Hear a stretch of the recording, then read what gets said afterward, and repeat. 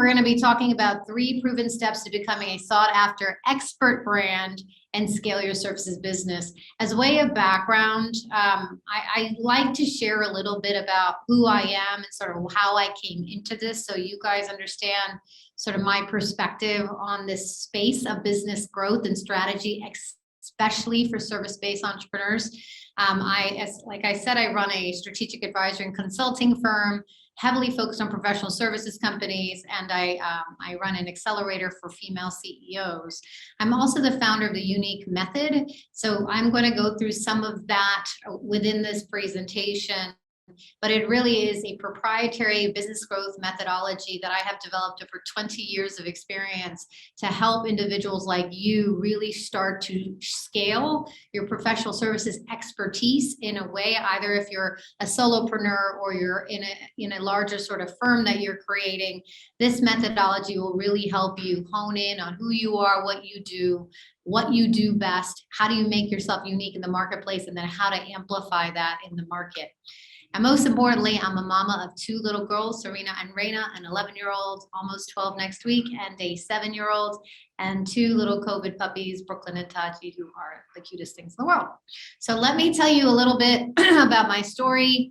I think it's important to always know where people are coming from and how, when I tell you business growth is personal to me, it really, really is. And what I would tell you is I grew up in entrepreneurial roots. My parents came here literally with nothing in the 1970s, and through a lot of hard work and a lot of sweat equity, started the first Indian vegetarian restaurant catty corner to the White House. So if you look at that picture on the left, I'm literally, I think, on 15th and L. This was 14th and K. So literally down the street. Over a 20-year time frame, it went from doing extremely well. There were pioneers in the industry, community builders. I mean, both from an Indian, immigrants of India coming and enjoying food, to the Americans coming and enjoying the community. It was a hub.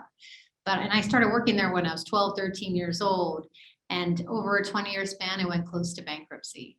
And I remember when I was 16 years old, I would get calls from the bank, asking to foreclose on our house. And there was so much more angst. And like what I learned at a young age is, like, when you're a CEO of a company, of a business, and things are going well, you have a different level of swag, as I call it. You're just kind of standing up straighter, things aren't working. But as we all know in business, there's so many ups and downs, right? And so what I also learned is that within the world of business, there is that whole other level of inner chaos of, like, when we have the highest of the highs and the lowest of the lows. And so this is the journey I started off at a mere 16 years old, to really understand why businesses fail and why they succeed. Not knowing where I was going to fully go with it at that time, because I decided to run away from everything entrepreneurship, and I ended up wanting to be in New York City. I wanted to be a Fortune 500 chief marketing officer. And so I spent 13 years at Prudential Financial. And unbeknownst to me, coming in with this consultant mindset, every project, I worked in 5 of their businesses. Every project I worked on was trying to take something of a commodity and make it unique. So I'll give you a couple examples. I spent time with 2,500 financial planners and agents at Prudential. Think about how commoditized that space is. My role was, how do you make them different and unique in the marketplace and help them build their practices? And then the second part I would love to share with you is that I had an opportunity to work on the repositioning, the rebranding of Prudential as a whole, with all the chief marketing officers across the businesses. And why that's relevant to you as a service provider, as an entrepreneur, and I'm talking corporate, is because I learned that all businesses evolve. Who you are when you first start is never where you end up. But unifying sort of how you want to be seen in that market and what level of expertise you want to be seen, that stuff really matters, and how you start to attract the ideal clients that you're really trying to attract. 9 years ago, things shifted for me. I was doing really well. I was right under the chief marketing officer in one of our businesses at Prudential, on that trajectory. And when I was 36 years old, I had a pulmonary embolism. And it was an interesting moment for me, what I call my midlife awakening. Probably like many of you who have, been through COVID, like we all have, and had a moment to pause and really think about, what do I really want? What does this look like for me? And I've always, even when I was in my corporate days, I did a lot of consulting, helping entrepreneurs build and scale their businesses. And so I decided to take the leap. And literally since about 9 years ago, I was initially too health along the startups, and I started my own agency. And it's a lean agency, but I've helped, it's hundreds of companies at this point, but it's close to 1,000 of really helping them build and scale, looking at them in a very unique way. It's enhance their business, both from a thought leadership perspective, building brand authority, millions of dollars in revenue. And what I think is the most important, I'm an impact and profit person, right? So I feel like when you're in service, you're really looking to create some sort of solution for somebody. If you have a level of need to want to help and support, you're an expert in what you do, right? And so I always believe that if we focus on having impact and profitability together, that is when everything becomes so much more synergistic and so much more exciting as a business, because you see the amount of work and time it takes to put into your business really amplify with the work that you do with your clients. So this presentation is for you. If you're a service-based professional service company or an entrepreneur, you could literally be a consultant, a one-man show, one-woman show to 250 people. It really doesn't matter. The concepts are really going to be the same. The thing that I would ask is, like, for this presentation, if you're early stage, I think this is going to be helpful. It's going to be a framework. But if you have data, you've been in business at a minimum 3 years, 4 years, it will be even more helpful for this, because some of that early stage, you have to kind of go through the pain to get to the data, to deduce sort of where you want to stand in the marketplace. And you'll understand what I mean when we get into that in a few minutes. This is also for you if you're struggling to differentiate yourself in the market, right? When people think service, and I just heard this, I was on a mastermind call, and someone's like, you can't differentiate service providers. And I wholeheartedly disagree. I'm going to show you how you can differentiate yourself today. And if you're absolutely done with saying yes to multiple focuses, really confusing the marketplace on who you actually are at the core, serving too many unideal clients, this is an opportunity where I'm going to help you really think about strategically how you can start to attract your ideal clients. So let's start talking some real stuff here, okay? When I think of professional services, it runs the gamut. It really runs the gamut to me. Like, I think of, there's business services, consulting services. I mean, there's so many different GovCon. You could put in healthcare design, but in general, it could be in coaching, right? In general, you are providing a service to either a consumer or a business. It doesn't matter. It's B2B or B2C, right? It's a $2 trillion industry combined revenue. And even in that space, what I wanted to share is sort of this evolution of a service-based entrepreneur, right? In the beginning, and you may be very familiar with this, you're going to go out there and really kind of what I consider throw spaghetti against the wall. You're launching your business. You're trying to figure it out. You just want to bring revenue in the door, right? You're like, I need to figure out my offers. Who am I going after? Who's going to bite? Over the first couple of years, you have a lot of learning, so potentially some pivots, because you're learning the market. You're trying to just figure out, man, there are a lot of projects early on. Maybe there's some relationships you're trying to cultivate with partnerships and otherwise.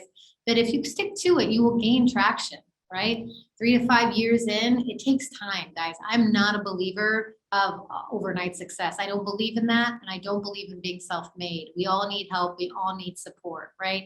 When you first came into this, you could have been laid off. You could have had an idea of a service that you were really good and expert in, and you knew you could do it better than others that you see in the market. You could have been an accidental business owner. There's a lot of reasons you came into this. But when you start to gain that traction, guess what happens? With traction comes opportunity. People start to see you, and that's a good thing, right? But when opportunity comes knocking on your door, they may ask you to start to do all these other different things that, if you say yes too many times, can really bifurcate your brand. It can really make your business actually pretty confusing in the marketplace if you're not focused on where you want to head and the vision that you want to go to. And so there is a moment, what I call the inflection point, where you have an opportunity every few years. It doesn't happen just in the beginning, right?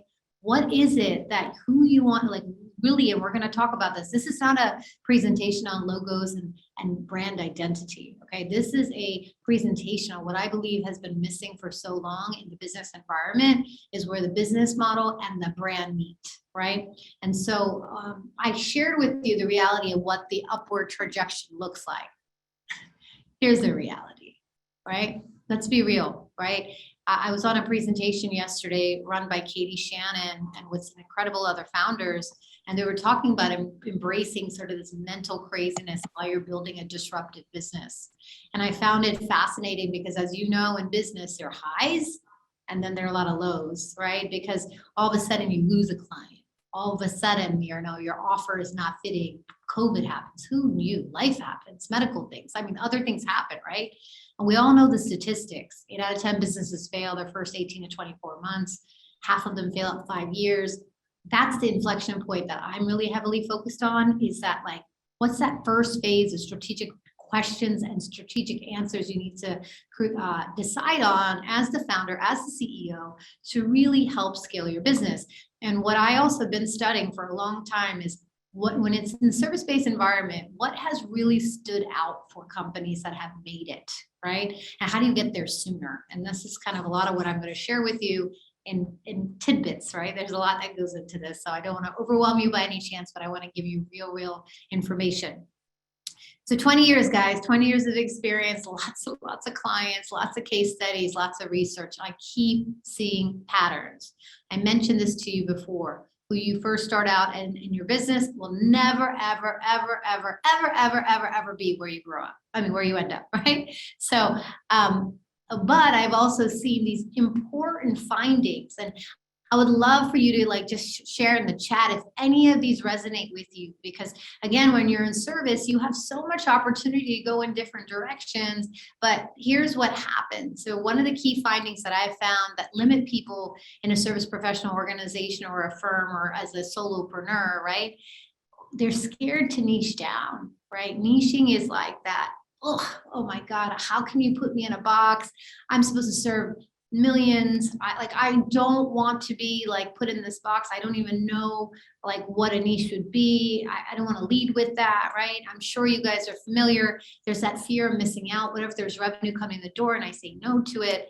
Here's what I want to say to you. In the beginning, I know it's difficult. I'm not telling you to niche. That's why I said from the beginning, this presentation is better when you have a couple years under your belt, right? Because you have to make some decisions now. If you continue down the trajectory of just being a generalist and trying to serve everybody, trust me when I tell you, it's really hard to get the messaging out there. You end up serving no one.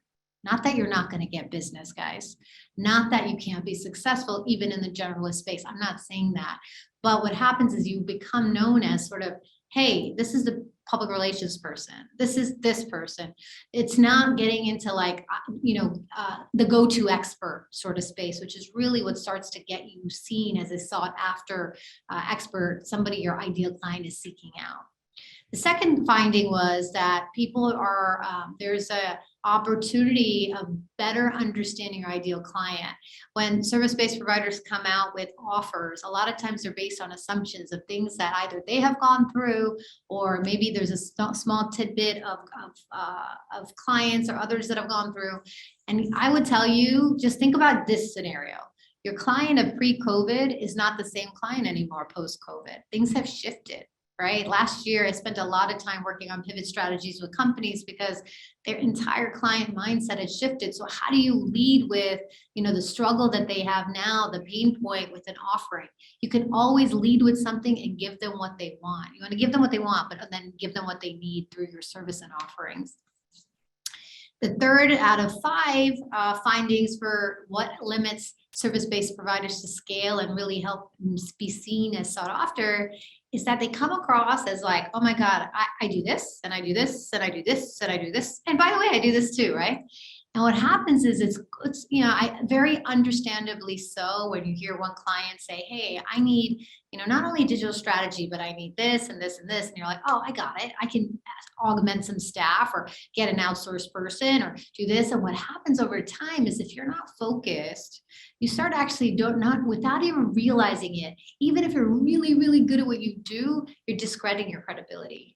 I mean, I don't know if you've ever been to like a networking event and someone's like, okay, tell me what you do. And when you get up and you're like, here's what I do, and then here's what I do, and then here's what I do, and then here's what I do. Guess what? They're not listening anymore. And you lose your opportunity to really hone in on who you're really trying to attract. And you're actually confusing the marketplace. The fourth out of fifth is that you're working with too many unideal clients. You got to feel me on this. I'm curious, and please put stuff in the chat here. Think about that client, and you may have them today, because I've had plenty, and I've learned many lessons. The ones that say they want you, but they don't fully value actually what you do. They think when you say, I'm going to put it out there, marketing. And I'm like, oh, it's not what I actually do. I'm in growth and this is but they're like, no, I need this part of you. Right. And then they don't value your services as much as somebody who's actually your ideal client values your services. So they'll ask for more stuff. They'll ask for more time. They'll start draining your resources and draining your time and not wanting to actually pay what you're worth, because they don't see the value in everything you bring to the table. They don't know all the behind the scenes because they don't understand it. So the world of service is hours. You trade money for hours. At least now I'm going to teach you other things, right? But that leads to imposter syndrome, right? When you're not working with the right clients and you have a level of expertise that they don't appreciate. This is a big one we're going to definitely go into. And lastly, because of the cultivation of these findings, you cannot differentiate your brand. You look like everybody else. That's Where's Waldo on the right? I don't know if I'm dating myself in terms of age, but it's a comic book that basically looks like everybody's there and then Waldo kind of pops up in red. But at this point, you have not gotten to a place, and I'm not saying you may have, I'm just saying in general, the finding is that people are lacking a unique value proposition. The organizations or the entrepreneurs are going out as more of a generalist and not owning their excellence over time. And so what I found, and I would love, and I'll take a look at these. I've learned this more than once. Thank you, Courtney. Yes, I've definitely felt this way. Anthony, good morning. Camille, nice to meet you. And thank you for sharing. You're a COO of C Squared. This is a really, really just, if you think about the world we're in and world in business, these are really important findings to understand which ones of these are you still going through today. Because I want to share some things, to 3 core strategies to help you move to that next phase. So my biggest frustration in life, I'm obsessed with business growth. I think you've heard my story, you understand why. I do believe that there's so many experts out there and they're so good at what they do, but they don't have the business side of things to really be able to articulate who they are, who they do it best for, how they do it differently and uniquely. And so they don't reach their full potential. And of course, as you know, the businesses, the ratio of businesses that don't do well and aren't succeeding. And many people are not making the money that they should be making. So this is a big frustration for me.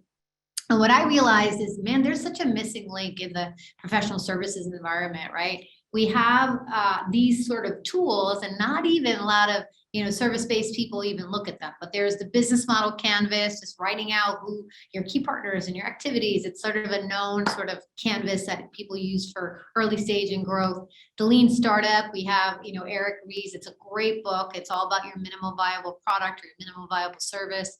And then when you're thinking about scaling, there's, I've seen just a couple models, but the entrepreneurial operating system stands out to me because it talks about your people, technology, processes. But I'm like, hey, that's okay, right? But for a service brand, you need to, at a certain point, you got to an inflection point. You have to make some decisions on how you want to show up in the space, in the way you're positioned in the marketplace. Because if you do not, you are going to continue to either plateau or live a world of just continuously project-based businesses over project-based sort of a system without any scalability. And so that's where the U.N.I.Q.U.E Method was born. And this is where I really walk through my clients, my Accelerator clients, how to move from a service-based provider to truly being a sought-after expert. So I'm going to share this slide with you. But this is not actually what we're going to be discussing today fully. This is a portion of this is what we're going to be discussing, because this is too much to share right now. But I'll give you a very high level understanding of what the U.N.I.Q.U.E method is, and specifically why these 6 steps are proven if you work through them to really help you position yourself in the marketplace, accelerate your income, revenue, and influence. Okay. And these, when I talk to you about, really studying this market and really studying it with my own clientele, these are the things that, if you do them and you do them with data and understanding the marketplace, there is so much beauty and so much breakthrough that comes through this process. So step 1 is your unicorn vision. And at a very high level, if you think about being a service provider, a lot of times we don't do visioning exercises. Some of us know that you're very good at this or very good at that, or you came into the business accidentally, or you have like this level of expertise. But I'm a big believer that your business ends up becoming part of your identity.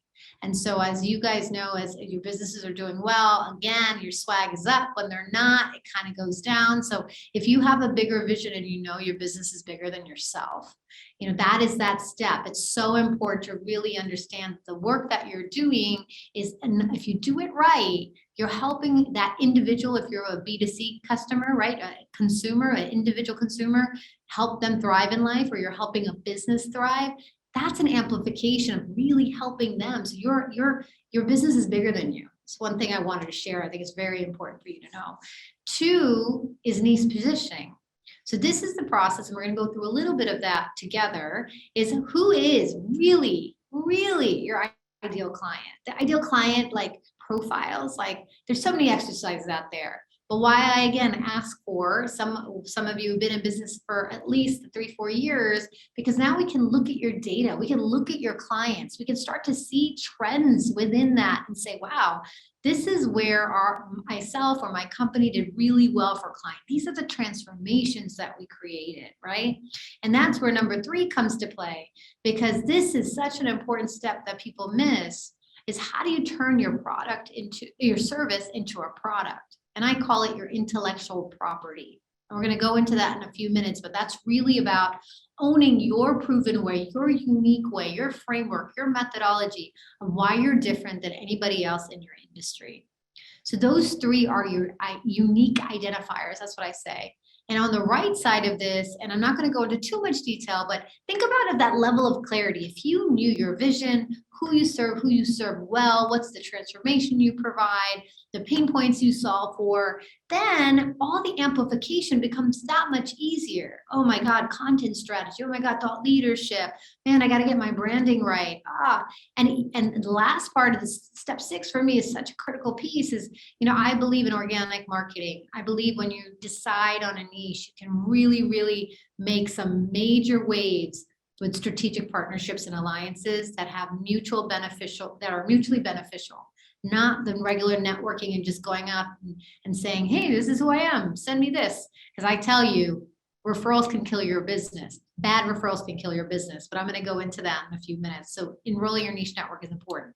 So this is the methodology as a whole, okay? And I do believe to be sought after, you need to own your unique. You have a level of expertise that if you've been in business for a while, you know things way more than any of your ideal clients. If you're 2-3 steps ahead, that's all it takes.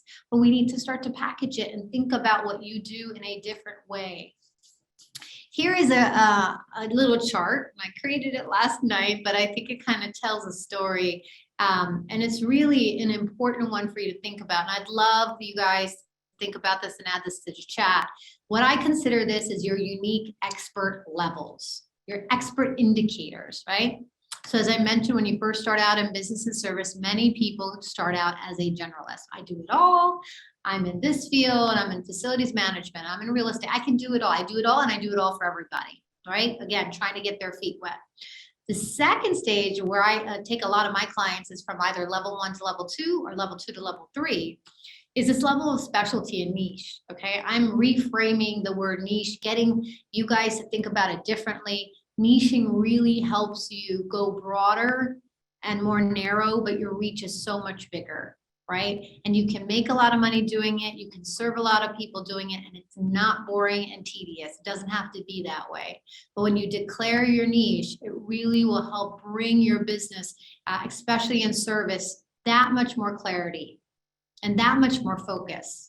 Okay. And then the level 3 is taking it one step further. I talked about this intellectual property, right? This is your system, your methodology from moving your client from their struggle X to the result they're seeking out. So this is, think about it. I'm going to share a couple examples to put a lot of this in perspective. But what I call that is the Sherpa level. Like, you are the guide. You're guiding your ideal client to what the outcome that they're looking for. We just have to get that packaged in the right way. And if you look on the right side, right, if the first 2 levels, you're kind of still working in this project, project by project, trading time for money over time, with the level 3, you can really make a service-based provider, service-based business much more scalable. And it does take courage. So I did include that on the right? The reality is, even in these spaces, any business, there is imposter syndrome. We all have, even though we may be so good at what we do, we have moments of like, man, there was another expert in the room that they were so good, I don't know if I could even add up. Or you just have these moments where, something happens, and the truth is, you are so good at what you do, you just have to own your excellence, right? And this is the courage that it takes, and we're going to talk about that. So what I'm going to share with you is, I'm giving you permission to stop throwing the spaghetti against the wall. Stop throwing it. I love this meme. It's in every one of my presentations, because that's how we feel, right? It's kind of like, God, I don't know what sticks. Every time I'm going out and pitching differently, oh my God, like, this client was good, but I'm trying to do something else, and you're kind of stuck on which direction you want to take the company. And I'm going to start to ask you to own your excellence. And I don't know why I'm sticking to the Italian theme here. So move from antipasta to signature dish, right? So this is like, the reason why you are moving from a cook to a sought after chef. Think about it like that. Like, you're moving from being like this diner, right, to like, hey, I want to come and enjoy this meal that Seema cooked, or let me get some of your names here, right? Or I want to come and enjoy Antonique's health and like the way she's going to transform my body, or Ashley, or, like that. That's what this process is all about, because you want to be seen and positioned in the market as that leader, as that expert, because you have years of experience, years of results. That's key too, right?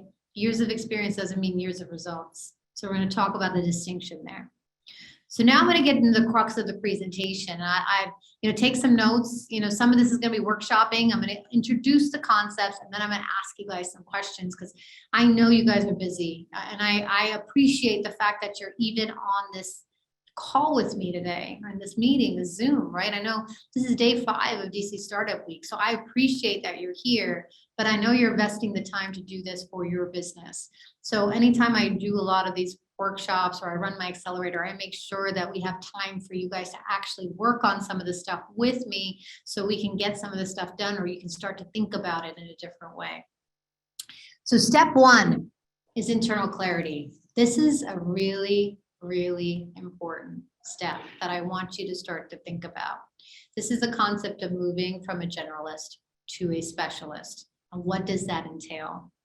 So I'm not sure how many of you read this article, but there was an article in Harvard Business Review that said that, when you clearly define your niche and strong positioning in the market, you massively outperform those that don't in almost every way. So we're talking revenue, customer retention, employee satisfaction, quality of their client relationships, their brand, right? And, the broader the target you go, the mushier the value proposition, right? So how do you get, you can't really speak, you start to do these blanket messages to everybody, and you lose it, because they're not getting attracted to you. You lose like over half of your audience, because even if you've built up an email list and and then you start talking about these broad stroke concepts, they're like, they're not really the person I want to follow, right? Or they're not really the person that I would like to interact with to gain a service. The difference is the narrower the market, the crisper the message, and it's easier to target. that little comic on the right is really funny. I mean, hey, there's a woman and a man, or who are we? Who else can we? Who should we target? Right? It's like everybody, right? Without a focus, you will be marketing to nobody. Just keep that in mind. I also wanted to state, I don't know if you know Ryan Dice, he's like the king of digital marketing, but he always says riches are in the niches. And I add one more thing, going back to that concept of impact and profit. Riches and more impact are in the niches. You literally can go so much deeper when you have decided that this is the ideal client that you can serve and serve well. And the more you attract those clients, the more difference you can make for them, the better you guys can get into what you're doing. And then the more premium dollars that you can actually get through that process. So here's one chart, and you can take a picture of it, whatever you like. It's something that I have worked on for a while, to think about what's the learned niche positioning, right? Now that you've been in business for a little bit, how do you, like, I have exercises with my clients, and I'm like, we're going to go through your top 20 clients, right? Your last 20. And let's identify some really important trends within that. So what I challenge each one of you to do, and the first thing, which is probably one of the most important things, is identify your unideal clients. Name her or him, right? Name them and say, man, these are the ones that are like, this is that Sam who like literally is calling me every moment, talking to me and asking me for this and this, and tomorrow he's like bringing his team involved, and we're like, wait, this is not how we do business, is not how we work. Like, where is that miscommunication, right? And how come we're spending hours and hours and hours of extra time where I have somebody else paying me double, and we're doing the work we're supposed to be doing and doing it really well and getting paid for it, right? But he's complaining. So you really have to identify who your unideal client is. The second thing I want you to do, and this is going to be, the world of ideal client. I know you hear it all the time, but here's again, I have some exercises for you guys at the end, but I want you to think about who are your clients you best serve. What's who they value your services, and they're willing to pay a premium for your transformation that you provide. Now, again, I'm going to get into a few exercises around that. And the last thing for identifying your profitable niche and positioning is, where do you play at your strengths, right? You got to decide on the transformation you want to provide to your ideal clients. So this is the concept of this learned niche positioning. And again, we're going to go through some exercises to get you to work through some of this. But step 2 is create your unique intellectual property. So here I asked you to get clear on your internal, like, who is it that you actually serve? Who do you no longer want to serve? And what is that transformation you've done over and over again, results driven? I know how to create, websites for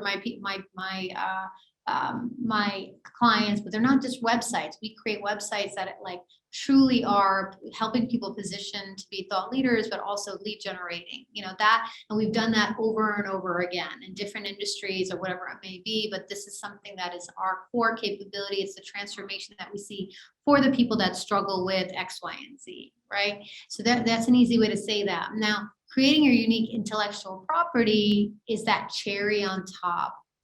And what I always say is, people get overwhelmed with choice. They're truly seeking experts out to solve their problems. You just have to be positioned in the way that what they're looking for, right? And so your IP, when I think about, if you think about the U.N.I.Q.U.E Method, how I just shared that with you, right? There are a lot of business growth strategy companies, consultants, experts out there. I could easily have been like, yes, I help you with all sorts of business growth, and I can do this, and I'm a marketer, and I do this, and I've done this, but having the U.N.I.Q.U.E Method as my platform to how and what I teach, how I engage with customers, how my team can engage with customers, it's a game-changing thing, because now you have a platform to really help and support your clients with that can be scalable. You start to create, for me personally, there's going to be virtual elements and other things, and not everybody has that, right? But once you start to create the sort of the core capabilities of what you actually do and you do best, a lot of these things can come together. So your IP should be your unique way that you're solving a problem that makes you different than the other agency, that makes you different than the other property management company, that makes you different than the facilities tech company, whatever, whatever the industry that you're part of. It also makes you be seen as an industry expert. So you're like, okay, now you have years of experience and you're like, I continue to create, this is my process and the way that I help transform my ideal client to X, whatever the big thing that they're looking for. And again, results driven. But the more you do that, the more you're seen as this expert, the Sherpa almost guiding people through the process. And lastly, if you start to think through this IP concept, you can really start to move from this project-based, everyday project-based to more of a scalable model. Again, everyone's service is also different. I'm happy if we have time, open up and ask questions and like brainstorm. I'm actually, so at 11:30, I have an Ask the Expert session. So 30 minutes of free fall questions. Please join me. I'd love to follow up on this and answer any specific questions on your business to give you more context. I know that's always helpful, harder to do in these short sessions. And then lastly, step 3 is control the external narrative. So I said, hey, get the internal clarity. Who is it that you're ideally suited to serve? Go look in your data. Don't make that stuff up, right? Don't get overwhelmed by it either, right? It's really an opportunity for you to really look at, man, I have done this type of work, or my firm does this type of work. This is where we shine and play to our strengths. This is an important gap that we're filling in the market. And the second thing is like, this is our process, our methodology, our framework that we do it differently, right? And the third one is really important about like controlling the external narrative, because I don't know how many of you have heard of Jeff Bezos's quote, your brand is what people say when you're not in the room. And that's reputation at the end of the day. But what I have found, honestly, referrals can kill your business. Referrals can kill your business. You want to know why? Because bad referrals can kill your business. Because I don't know if you remember when we were kids and people would ask, hey, what does your mom do? Or what's your dad do? And like most of the time we're like, they're in corporate and I don't know, and that's the same thing when if you don't control your external narrative, guess what's going to happen? People are, even the people that love you, right? If they don't know how to refer you, you're going to be on calls talking to people that you're like, I can't help these people. It's just, but it's, in service, your time is money, right? The clearer you are to control the narrative externally, the better opportunities you are going to be able to attract your ideal client. And the work that I said precedes this is really important to do so you can get to this external clarity. I have a tool and I have a concept, okay? And if there's anything you can leave with, I hope there's a lot, but if there's anything you could leave with this presentation, I ask you to think about what your bat signal is. Think about Batman. Think about Gotham City. Think about the commissioner. If there's anything that goes wrong in Gotham City, what comes up? You see that middle right here the bat signal, right? It's just like, woo, there's chaos and there's, the Joker or whoever, right? And so what I didn't even realize is Batman is the king of branding. Holy shit, like he figured it out early on. Give them a signal exactly when they know they need me. Give it to my ideal client, which is the commissioner and his people, right? I will be there to save the day. And guess what? I'll bring my team. I got Robin and I got others, right? And that's the goal, right? And what I want you to do is think about, what is your bat signal? How are you sharing what you do, who you serve best, and the unique transformation that you provide?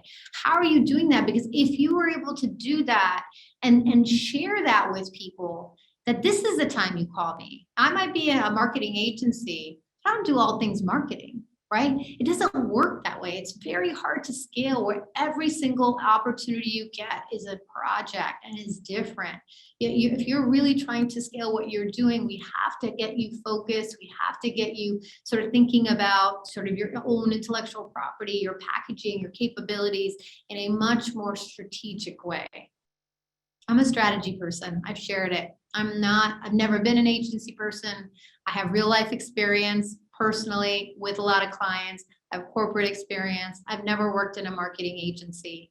But what I'm trying to do for you guys is give you very practical advice to think about what's actually happening when you make the decisions that you make, right? Or when you don't make the decisions that you make.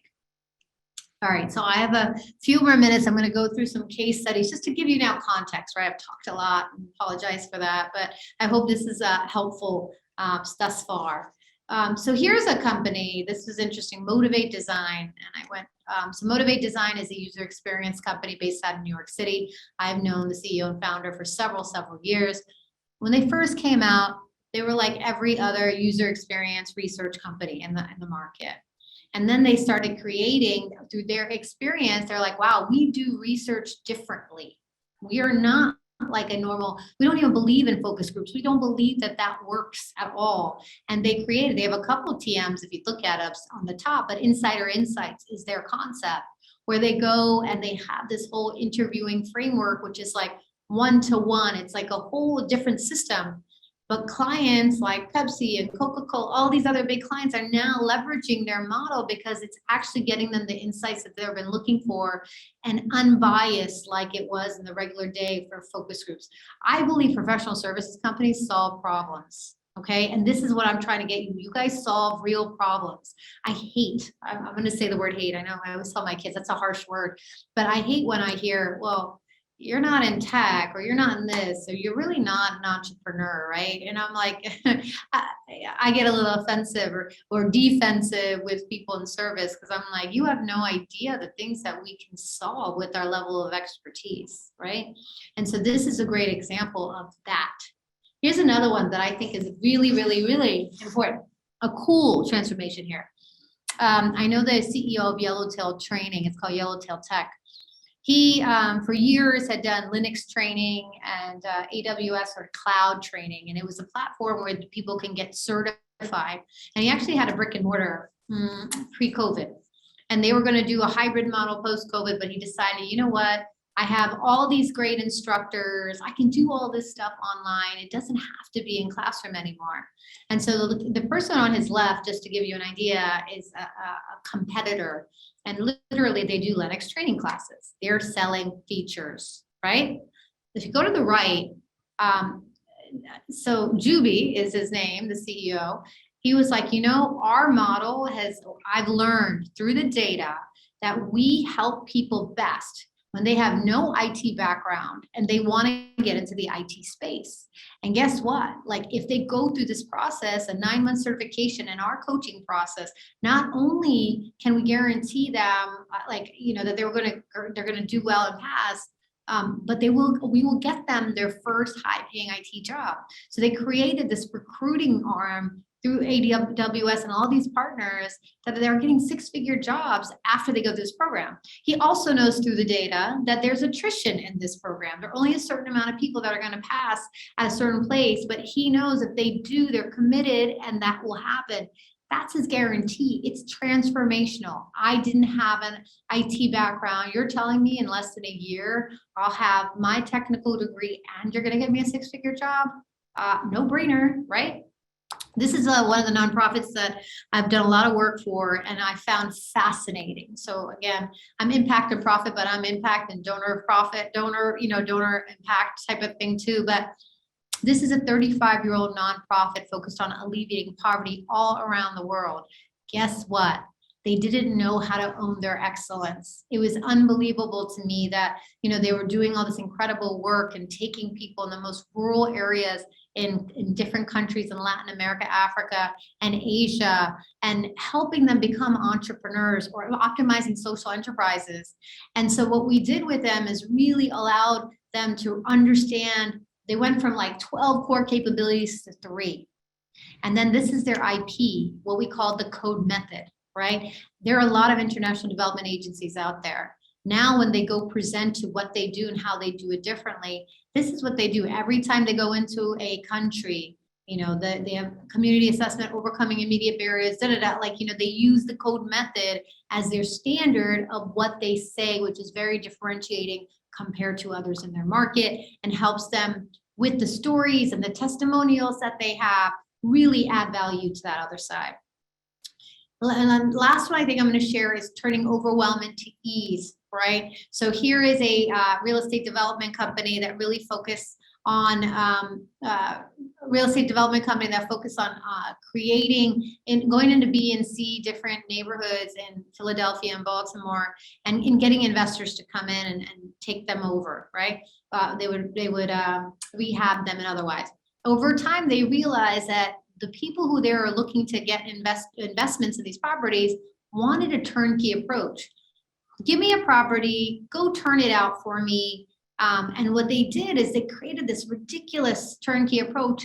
It was like they'll go and find the property for you. They will go and rehab the property. They will find your first year's tenant and they will property manage for you. It's truly a turnkey property pro, all for like a nominal fee. It's pretty impressive. But they skyrocketed in business because they found their ideal client. A lot of their ideal clients were international and they knew that. So they leveraged all their messaging, they leveraged all their PR opportunities all toward these international clients.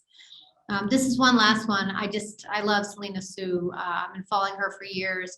She was a PR expert, gone like one of the top online marketers around, created a program through her expertise around, hey, there are all these thought leaders in the marketplace. They all want to get exposure for their brands and really share their expertise through publications, PR, online, news, magazines, all that stuff.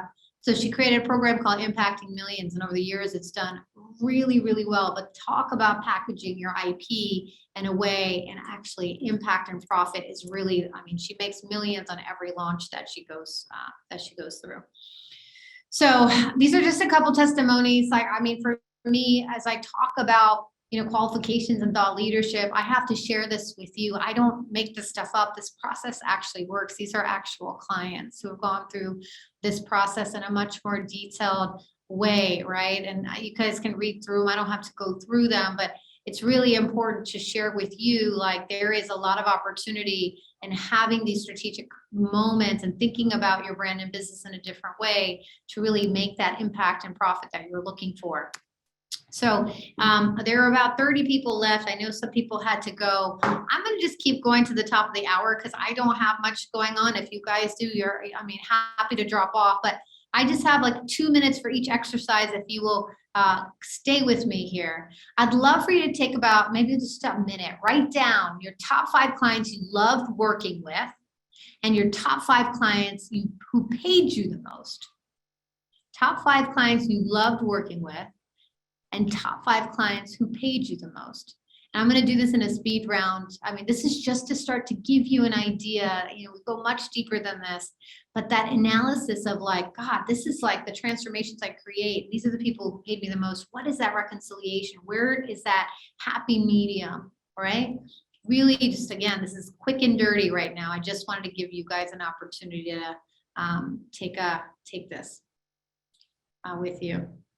Serge, I love the bat manatee. Awesome. I'll read some of these questions also in a second. Okay, again, I'm speed doing this since we don't have too much time. Ideal persona. Okay, so think about it like this. I'm not going to say, hey, write down everything about this person. I want you to tell me if an ideal client was to truly walk in your door, who would they be? Like, what are their current pain points? What would they ask you to solve? What transformations are they willing to pay for? What language are they using to describe their needs? Right? This is stuff that I really want you to hone in on. Like, someone just walked in, I already know who's mine, right? Like, that's like, it's like, that you can help and support this person because of your level of expertise, because of the results that you've had. It's time to own your excellence. I'll give you guys just a minute. I'm sorry, we're just running out of time, so.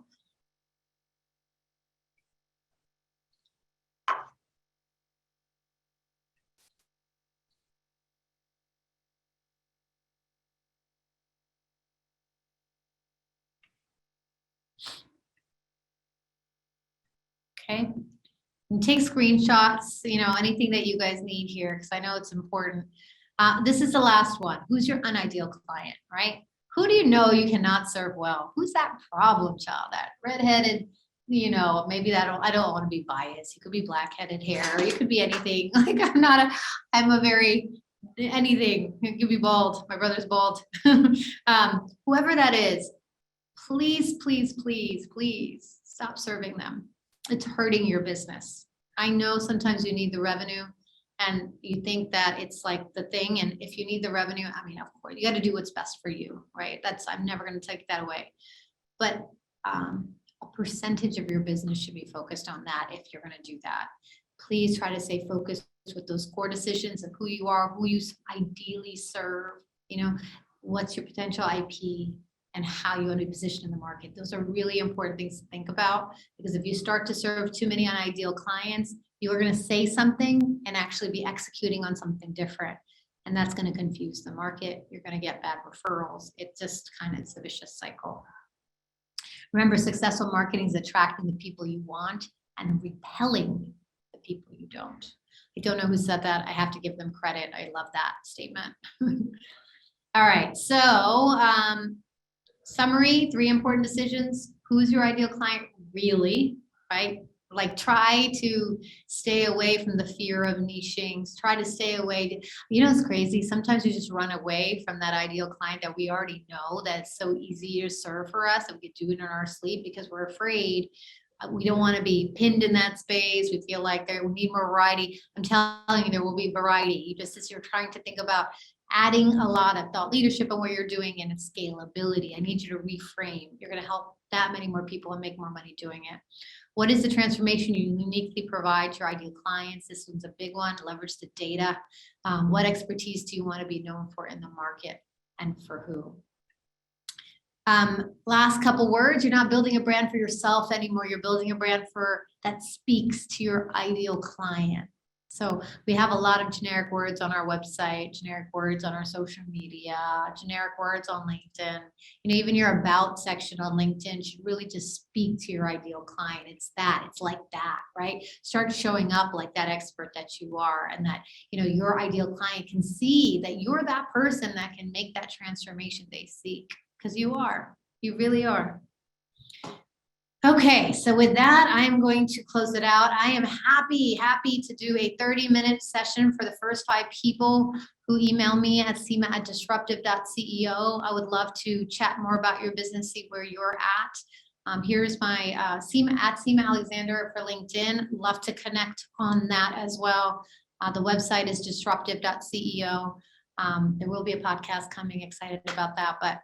So the first 5 people who email me, I'm happy to give you guys a 30-minute complimentary strategy session. Anyway, Anthony, give a long list of unideal clients. I hear you. I hear you. RC, I saw the recordings. We're actually at DC Startup Week going to be focused on a continuity membership program. And I think in the membership, all the recordings will be there. So all those next steps will be coming over the next few weeks. So stay tuned on that. But if you're interested, feel free to email me at seema@disruptive.ceo. We can have a chat about your business. If you're one of the first 5, that would be amazing. Okay, guys.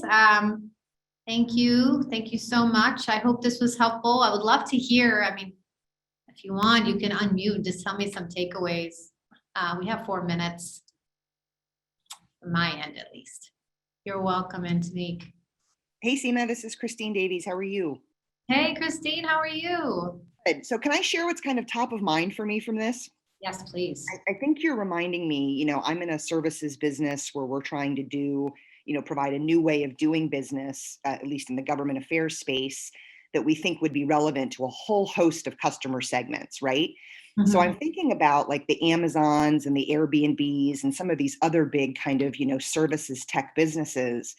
And what I'm going to go back and look at, they must have started by, I don't think they probably focused on just one customer persona. I think they kind of put their like unique business capability at the middle, and then communicated, like in the Airbnb case, why it was relevant to traveling professionals, why it was relevant to traveling singles, traveling families, traveling elders, et cetera. Yeah. But it seems like they must have gotten started maybe with kind of like a staged approach. And that's something that those of us who kind of have the same sort of unique capability, many potential segments need to do. I couldn't agree with you more. If you think about Amazon, Christine, they're a perfect example. They started off as positioned as a book company, right? Somebody who distributes books. Obviously, over time, they've gotten much, much more broader, right? So they're a perfect example of that. So part of this and what I have continued to see is like, if you go out and you're so stretched thin and trying to serve everybody in the beginning, it's so hard to gain the traction that you're looking for and create the scalable processes and the scalable marketing around it. Once you have that and you own a segment, by all means, like keep building. And that's why there are multiple landing page opportunities. If you have infrastructure, that's a whole other thing. But many people get stuck and plateaued when they're trying to serve too many different industries at once. And it's too hard to do that well. So I agree with you and what you're trying to say. Focus on the key, start to build a reputation, testimonials around it, and then move to that next. If it's the same sort of plug, and ensure and make sure you're doing those discovery calls with other segments to ensure that this is really their pain point as well. So I can see it being successful if you cover those points.